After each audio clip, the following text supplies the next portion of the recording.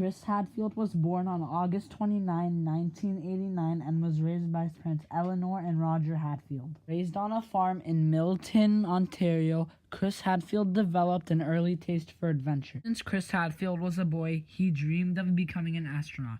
This is probably because of the first moon landing from Neil Armstrong on July 20th, 1969.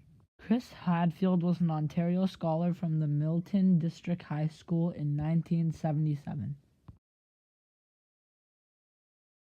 In 1982, Chris Hadfield graduated from the Royal Military College in Kingston, Ontario, with a degree for medical engineering. Received a Master of Science degree in Aviation Systems in 1992 from the University of Tennessee. In 1992, Chris Hadfield was also chosen out of 5,330 applicants to become an astronaut. He was assigned by the Canadian Space Agency to the NASA Johnson Space Center in August of the same year. Shortly before December, Chris Hadfield rode aboard the Atlantic spacecraft from November 12th to November 20th in 1996. From 1996 to the year 2000, he represented CSA astronauts and coordinated their activities as Chief Astronaut of the CSA. Chris Hadfield has also been in many space missions, including an 11-day trip to the International Space Station.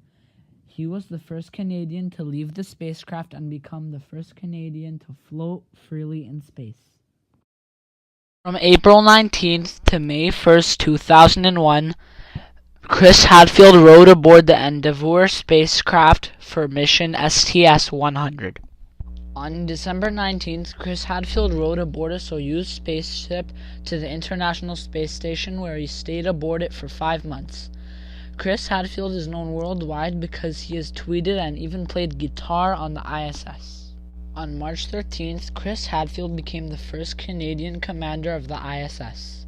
On December 19th, Chris Hadfield rode aboard mission Soyuz TMA-07M until May 14th, 2013.